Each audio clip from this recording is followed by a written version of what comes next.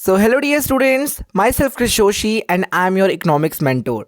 So, basically, I'm your senior, and today we are going to start our economics syllabus.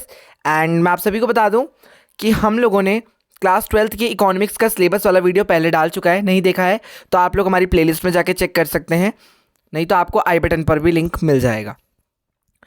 तो दोस्तों, मैं आपको ये चीज़ बताने जा रहा हूँ कि अगर आप कुछ भी चीज़ करते हैं तो उससे पहले आपको उसका रीज़न पता होना चाहिए।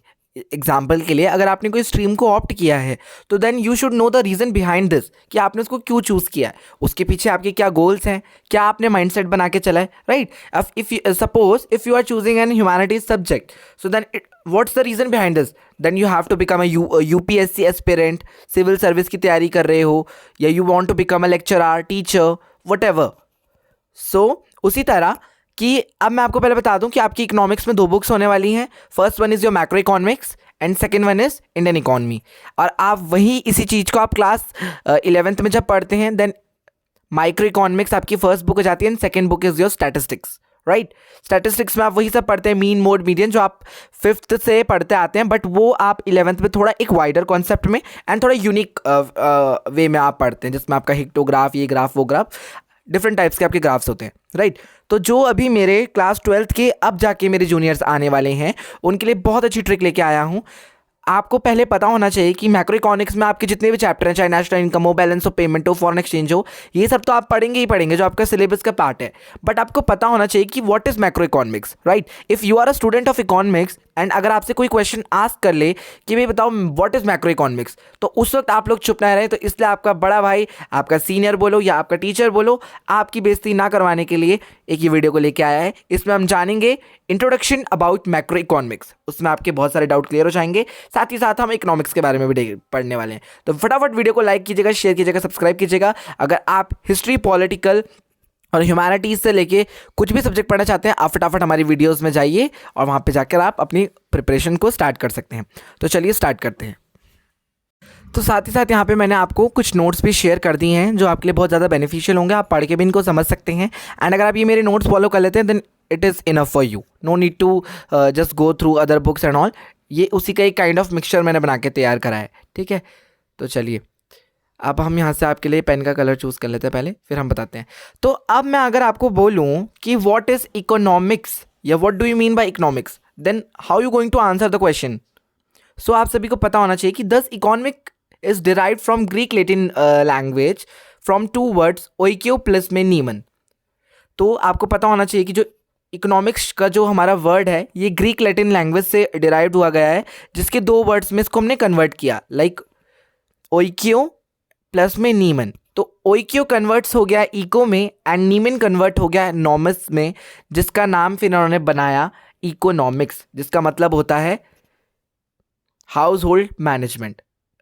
अब मैं अगर आपको बताऊं, अगर आप अपनी अच्छी पर्टिकुलर लैंग्वेज में इसको लिखें तो आप लिख सकते हैं ओइकियो which converts into eco which means household, and नीमन convert into nomics which means management. तो फिर आप बता सकते हैं कि thus economics means household management, right. Does economics means household management, ये बता दिया मैंने। और इसमें क्या हो गया, आपकी economics and non economics activity दोनों ही होगी, क्योंकि नॉन इकोनॉमिक ऐसी हो गई कि आपने जब क्या किया, इकोनॉमिक यानी आपके सब कुछ उसमें आ गया, और नॉन इकोनॉमिक मतलब चाहे आप कंजप्शन कर रहे हैं उसको, चाहे प्रोडक्शन कर रहे हैं, but both are the part of economic activity, right. क्योंकि कंजप्शन कर रहे हैं तो हम पे भी तो कर रहे हैं, और वो किसी का, मेरा खर्चा किसी की इनकम बन जाएगी, बस वही। कंजप्शन क्या होता है आपका, कंजप्शन मतलब कि आप किसी भी चीज़ को जब कंज्यूम कर रहे हैं, जैसे सपोज कीजिए मैं क्या कर रहा हूँ, चपाती इसको खा रहा हूँ, तो ये कंजप्शन के अंदर आता है। और मैं एज अ कंज्यूमर अगर खा रहा हूँ किसी चीज़ को, तो वो मेरे कंज्यूमर गुड्स के अंदर आते हैं। So consuming the goods for his or her own satisfaction is consumption. मतलब कि हम किसी भी गुड को जब कंज्यूम करते हैं अपने, चाहे वो लड़का हो चाहे वो लड़की क्यों ना हो, यानी हिज और हर क्यों ना हो, अपने खुद के संतुष्टि के लिए, तो वो हमारा कंजप्शन हो गया। और प्रोडक्शन क्या हो गया, conversion of raw material into finish goods. Suppose कीजिए आपका कोई रॉ मटेरियल जब एक फिनिश एकदम फाइनल प्रोडक्ट बन के आ जाता है, वो आपका प्रोडक्शन के अंदर आता है। सपोज कीजिए कि आपने पोटैटो को थिन स्लाइस किया एंड देन अब आपने क्या किया, उस रॉ मटेरियल को यूज करके चिप्स बना दिए. So this is your production good, यानी फाइनल गुड बन के आया. तो ये थी आपकी बेसिक डेफिनेशन इकोनॉमिक्स की, राइट. अब हम यहाँ पर क्या करेंगे, जो हमारे डिफरेंट इकोनॉमिस्ट हैं उन्होंने कुछ बताया है थोड़ा सा इकोनॉमिक्स के बारे में, अपनी अपनी तर्क दिए एक तरीके से डेफिनेशंस में. अब हम वो देखेंगे. तो यहाँ पे एक एडम स्मिथ थे, जो कि इनको हम फादर ऑफ इकोनॉमिक्स भी बोलते हैं. साथ ही साथ इन्होंने 1776 में क्या बोला था, इन्होंने कहा था कि जो इकोनॉमिक्स है, चलो ठीक है आपकी जो इकोनॉमी चल रही है, बट अगर आपकी नेशन की वेल्थ ही अच्छी नहीं होगी तो इट मीन्स क्या है, कोई फ़ायदा नहीं है. क्यों नहीं है, देखो इन्होंने बताया कि economics is a science of wealth. It deals with production, distribution and exchange of wealth. The term wealth means richness और abundance of money, ways and means of increasing the wealth of society. तो इन्होंने बताया कि जो economics है वो एक science की वेल्थ है, कि मतलब एक ऐसी साइंस है जिसमें हम वेल्थ के बारे में पढ़ेंगे, सुख समृद्धि एक तरीके से बोला जाए अगर. तो जो क्या डील करती है इकोनॉमी में, कि आप लोग क्या करेंगे, कैसे प्रोडक्शन करेंगे, कैसे जब प्रोडक्शन हो जाएगा उसको डिस्ट्रीब्यूट करेंगे लोगों में, साथ ही साथ हम कैसे एक्सचेंज करेंगे. तो ये सारी चीज़ें इन्होंने बताई, कि इन्होंने एडम स्मिथ ने, कि हमें वेल्थ को स्टडी करना बहुत ज़रूरी है, कि कितना सामान बन रहा है, कैसे हम उसको डिस्ट्रीब्यूट करेंगे, क्या पॉवर्टी हो रही है, बहुत सारी चीज़ें इसके अंदर आएगी. सेकेंड वन, जो सेकेंड इकोनॉमिस्ट थे हमारे, जिनका नाम था एल्फ्रेड मार्शल, तो उन्होंने क्या बताया कि भाई चलो ठीक है आपकी इकोनॉमी बिल्कुल सही है, बट अगर इंसान ही ठीक नहीं है तो क्या फिर वो इस वेल्थ को कर पाएगा. अगर इंसान ठीक नहीं है तो क्या, अगर सपोज कीजिए एक घर में 4 लेबर काम कर रहे हैं और चारों के चारों आज बीमार हैं, तो क्या वो आज कुछ काम करेंगे. तो जब वो मजदूर काम ही नहीं करेंगे तो आपका प्रोडक्शन क्या होगा. तो एल्फ्रेड मार्शल कहते हैं कि पहले इंसान की हेल्थ जरूरी है भाई, मैनकाइंड का वेलफेयर. अगर आप लोगों का भला है तब फिर किसी और का भला हो पाएगा. फिर आते हैं लियोन रॉबिन्सन करके हमारे एक इकोनॉमिस्ट, जो क्या बोलते हैं, भाई सब कुछ ठीक है पर तुम्हारे पास कुछ प्रोडक्शन करने के लिए रिसोर्सेज ही नहीं रहेगा तो तुम क्या करोगे. तो उन्होंने बोला कि स्कैर्सिटी ऑफ लिमिटेड रिसोर्सेज, मतलब कि जब तुम्हारे पास सामान ही नहीं रहेगा तो तुम क्या बनाओगे. इंसान भी ठीक है, नेशन की वेल्थ भी अच्छी है, then now what you are going to do if you don't have any resources. अब आप सभी को पता है कि हमारे अर्थ में जब हमने इतना ज़्यादा पॉल्यूशन कर दिया, इतना ज़्यादा हमने एक्सट्रैक्शन कर दिया अर्थ से, तो हमारे पास क्या हो गए, जो रिसोर्सेज हो गए वो क्या हो गए, अनलिमिटेड से लिमिटेड हो गए, राइट. एंड हम सभी को पता है कि we have limited resource but our wants are unlimited. हमारे पास रिसोर्सेज तो लिमिटेड है बट जो हमारी चाहत है वो अनलिमिटेड है, जो कभी पूरी नहीं हो सकती. अब जैसे सपोज करो लैंड फॉर यूज़, आपके पास एक पीस ऑफ लैंड है. ओके चलिए मैं आपको एग्जांपल के थ्रू समझाता हूँ. सपोज कीजिए you have this one piece of land. Okay, अब आपके पास इस 1 बीघा ज़मीन में अब आप ना तो हॉस्पिटल बना, या तो आप हॉस्पिटल बनाओगे, या तो स्कूल बनाओगे, ठीक है, या तो घर बनाओगे, या तो कोई दुकान खोलोगे, या कुछ भी करोगे. बट आप इसी 1 पीस ऑफ लैंड में आप ना हॉस्पिटल बना सकते, ना स्कूल बना सकते, एक चीज़ में तो आप नहीं कर सकते. तो उसी तरह एग्जाम्पल बता रखा कि इस लिमिटेड रिसोर्स में, इस लिमिटेड रिसोर्सेज में आपकी वांट्स अनलिमिटेड है. क्यों, क्योंकि आपको दुकान भी बनानी है, आपको स्कूल भी बनाना है, आपको हॉस्पिटल भी बनाना है, आपको स्टेशनरी शॉप भी खोलनी है, आपको जनरल स्टोर भी खोलना है, आपको पार्क भी बनाना है. अब ये तो पॉसिबल नहीं है. तो वही चीज़ एक एग्जाम्पल के थ्रू इन्होंने समझाया कि लैंड फॉर यूज़. ओके, फिर यहाँ पे हमारे सैमुअल्सन आते हैं, जो कि क्या है, हमारे इकोनॉमिस्ट हैं ये भी. तो ये जो सैमुअल्सन है ये क्या बताते हैं हमें, ये बताते हैं कि जो कंज्यूमर है वो कंजप्शन करता है अपना, कैसे, अपने खुद के सेटिस्फेक्शन से, जो उसकी लिमिटेड इनकम होती है. सपोज कीजिए कि आपकी अगर महीने की इनकम 500 रुपये, तो आपका जो कंजप्शन होगा वो उसी इनकम के ऊपर होगा, क्योंकि कंजप्शन तो ज़ीरो कभी नहीं होता, आपको कुछ ना कुछ तो खाना ही पड़ेगा. आप सपोज कीजिए कि पहले उसकी इनकम 1000 रुपये थी, वो 1000 रुपये में बहुत अच्छे से खाना खा रहा था, पर जैसी उसकी इनकम 500 रुपये हो गई, अब तो उसको सब कुछ मैनेज करते हुए चलना है, राइट. तो वो कैसे मैनेज करेगा, वो अपने जितनी भी एक्स्ट्रा खर्चे उनको कम करेगा, है ना, और वो कुछ ऐसी चीज़ कंज्यूम करेगा, ऐसी चीज़ खरीद के लाएगा जिससे उसका पूरे घर का रोजगार चले, मतलब वो खा पी सकें, बहुत सारी चीज़ें. जैसे पहले वो 5 रुपये की सिर्फ चिप्स खाता था, बट अब उसको पता है कि 5 रुपये में उसके घर के लिए आटा आ जाएगा, तो वो आटा जरूर लेगा, चिप्स नहीं खाएगा. तो ये सारी चीज़ें.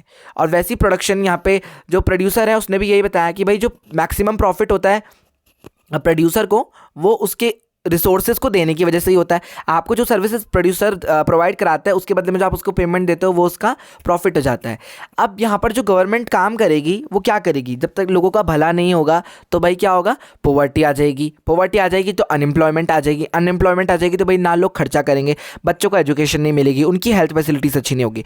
तो यहाँ पर क्या करेगी, जो प्रोड्यूसर होता है वो क्या करता है, लोगों को देखकर अपने प्राइस को डिसाइड करेगा। तभी फिर से क्या होगा, सरकार की वजह से क्या होता है, लोगों का भला हो जाएगा, पुअर्टी भी कम होगी, धीरे धीरे अनएम्प्लॉयमेंट कम होगी, लोगों को रोजगार मिलेगा, एजुकेशन बच्चों को मिलेगी, साथ ही साथ उनकी हेल्थ फैसिलिटीज़ भी अच्छी होंगी। तो ये जो आपको ये दिख रही है, ये आप इनको देख सकते हैं, इतनी मतलब ये मैंने आपको बिल्कुल डीपली बता चुकी है ऑलरेडी। तो यहाँ पर आप देख सकते हैं कि एडम स्मिथ ने क्या कहा था, एडम स्मिथ ने यही कहा था कि वो क्या करेंगे, एम्फसाइज्ड, मतलब वो किस पे ज़्यादा ध्यान देंगे, ग्रोथ ऑफ वेल्थ, कि वेल्थ पे ध्यान देना, ये मैंने आपको बता चुका है ऑलरेडी, राइट। एल्फ्रेड मार्शल ने क्या बताया था, ये मैंने आपको बता दिया था कि भाई मैनकाइंड का वेलफेयर इज़ वेरी इंपॉर्टेंट, है ना। रॉबिन्सन ने क्या बताया था आपको कि भाई स्केर्स, हम पे लिमिटेड रिसोर्सेज हैं। सैमुअलसन का भी बता दिया मैंने आपको। तो यहाँ पे ये वही चीज़ है, तो इनका आप स्क्रीनशॉट ले सकते हैं, या अगर आपको ये नोट्स चाहिए तो देन आप मेरे को कांटेक्ट कर सकते हैं, या आपको मैं लिंक वगैरह बना के PDF को प्रोवाइड कर दूंगा। तो ये आप इनका स्क्रीनशॉट ले लीजिए, ठीक है, ओके। अब हम बात करते हैं माइक्रो इकोनॉमिक्स की। तो जो मेरे 11th के स्टूडेंट्स होंगे उनको पता होगा ये सब चीज़ें, क्योंकि उन्होंने पढ़ चुकी है 11th में, राइट। माइक्रो इकोनॉमिक्स जो है वो ग्रीक वर्ड से निकल कर नाम आया, जिसको मिक्रोस करके बोलते हैं, जिसका मतलब है स्मॉल इकोनॉमिक प्रॉब्लम, यानी कि कोई ऐसा एरिया जिसमें आप क्या करते हैं, इकोनॉमिक्स को एक स्मॉल लेवल पे पढ़ते हैं।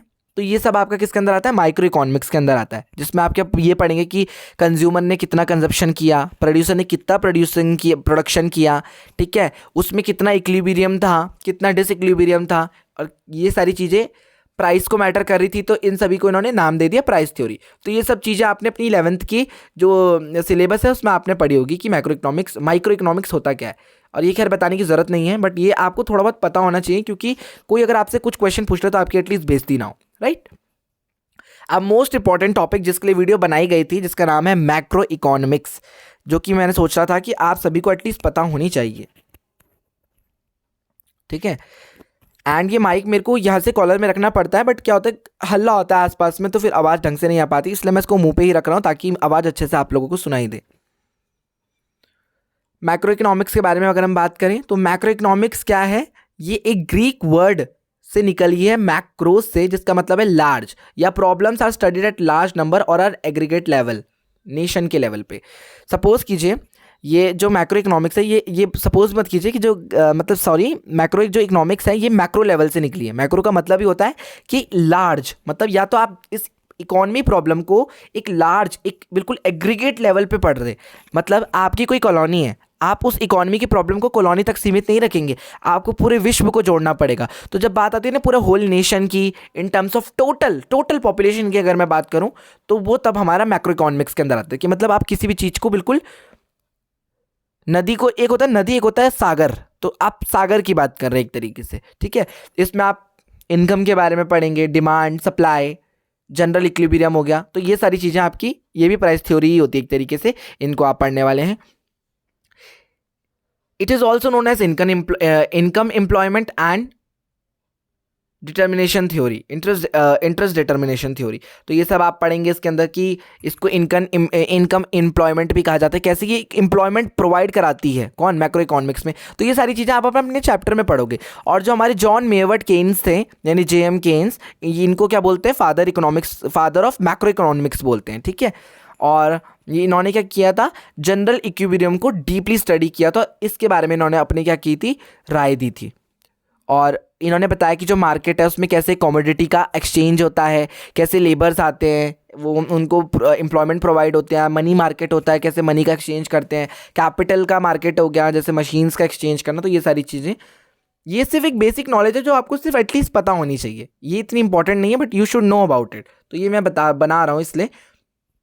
अब हम मोस्ट इंपॉर्टेंटली, वैसे मैंने आपको सिलेबस पूरा क्लियर कर दिया था, बट कुछ महान बच्चों के लिए जिनको नहीं पता, तो वो उस चक्कर से मैंने इसको उठा लिया यहाँ के लिए, कि ताकि आप लोगों के लिए हेल्प कर जाए, है ना।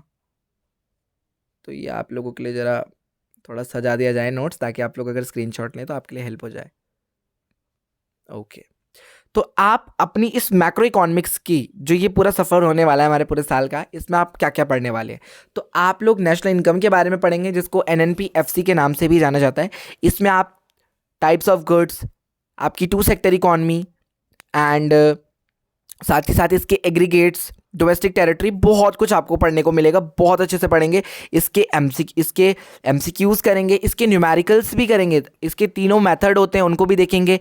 बहुत सारी चीज़ इसमें हम पढ़ने वाले हैं। बहुत अच्छा चैप्टर है, बहुत लेंदी भी है। इसको हम पार्ट्स में पढ़ेंगे। साथ ही साथ फिर जो हमारा नेक्स्ट चैप्टर होगा आप पढ़ने के लिए, वो होगा मनी एंड बैंकिंग। इसमें आप मनी के बारे में पढ़ेंगे कि पहले कौन सा मनी चलता था, फिर कैसे आप लोगों को मनी के बाद फिर बैंकिंग के बारे में पढ़ना होगा। Central bank and commercial bank, you have to know about all the banks, whether it is commercial or central bank. आपको दोनों बैंक के बारे में पढ़ना पड़ेगा। हम लोग गवर्नमेंट बजट के बारे में पढ़ेंगे कि कैसे हमारी फाइनेंस मिनिस्टर बजट तैयार करती हैं और कैसे पूरी होल इकॉनमी में हम इसको पढ़ते हैं कि हमारा कितना ज़्यादा हमारा सरप्लस है, कितना डेफिसिट है, ये सारी चीज़ें। फिर हम बैलेंस ऑफ पेमेंट के बारे में पढ़ेंगे कि आपकी बैलेंस ऑफ पेमेंट है क्या, एटलीस्ट कि आप लोगों का BOP जो है, यानी जो आपका ट्रेड हो रही है, एक्सपोर्ट इम्पोर्ट हो रहे हैं, चाहे वो गुड्स का हो चाहे सर्विसेज का हो, आपका कितना क्रेडिट साइड में जा रहा है, कितना डेबिट साइड में जा रहा है। तो ये सारी चीज़ें आप पढ़ने वाले हो। साथ ही साथ इस साल सिलेबस में एम्प्लॉयमेंट के बारे में भी आप पढ़ने वाले हैं, अनएम्प्लॉयमेंट में भी पढ़ेंगे आप। तो ये सारी चीज़ें भी आपको पढ़ने को मिलेंगी। फिर इस साल बोला तो सिलेबस में यही है कि फॉरेन एक्सचेंज रेट वाला जो चैप्टर है वो नहीं आएगा, CBSE की मेन साइट में। बट स्टिल मैं अच्छे से कंफर्म करके आपको बताऊंगा, वो हेडक मेरी है। वैसे तो सिलेबस में नहीं है तो इट मीन्स वो नहीं आ रहा है, बट मैं एक बार इसको ढंग से जांच करके आपको बता दूंगा। बाकी अभी आप लोग इसको कंफर्म समझिए कि ये चैप्टर अभी नहीं आ रहा है। अगर आएगा तो, अगर नहीं आएगा तो इससे रिलेटेड वीडियो नहीं आएगी, और अगर आएगा तो इससे रिलेटेड आपको वीडियो मिल जाएगी। डोंट वरी, पढ़ाना मैंने, टेंशन मेरी है, बस आपने शिद्दत के साथ पढ़ना, बड़े अच्छे तरीके से पढ़ना है।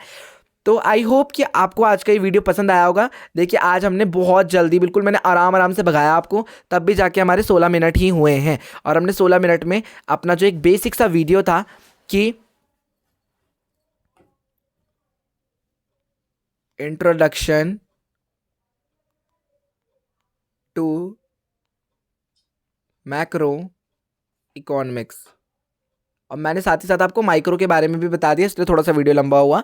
सो आई होप कि आपको आज का वीडियो बहुत अच्छा लगा होगा। अच्छा लगा होगा तो आपको पता है ना क्या करना है भाई, पता तो है पर आप लोग करते नहीं हो। तो फटाफट से फटाफट लाइक कीजिए, वीडियो को शेयर कीजिए अपने दोस्तों के साथ, हमारे चैनल को सब्सक्राइब कराइए एंड डू कमेंट मी कि आपको हमारा वीडियो कैसे लगा। आप लोग हमारे प्रयास को खूब सारा प्यार आशीर्वाद दीजिए, हम आपके लिए बहुत मेहनत कर रहे हैं।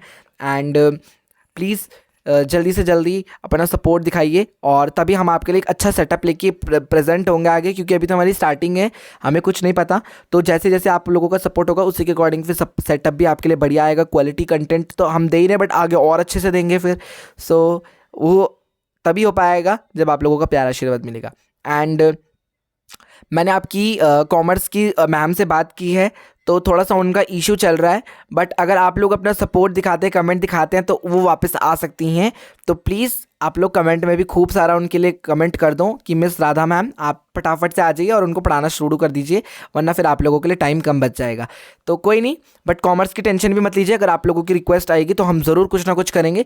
तो चलिए अब हम इस वीडियो को एंड करते हैं। अगर आपकी कोई भी क्वेरी है तो आप हमें कमेंट कर सकते हैं और बताइएगा आपको वीडियो कैसा लगा। अच्छा लगा होगा तो प्लीज़ अपने फ्रेंड्स, फैमिली एंड टीचर्स के साथ जरूर शेयर कीजिएगा, अपने ग्रुप्स में शेयर कीजिएगा। तो चलिए मिलते रहेंगे ऐसे फिर वीडियो के साथ, तब तक के लिए बाय बाय, टेक केयर।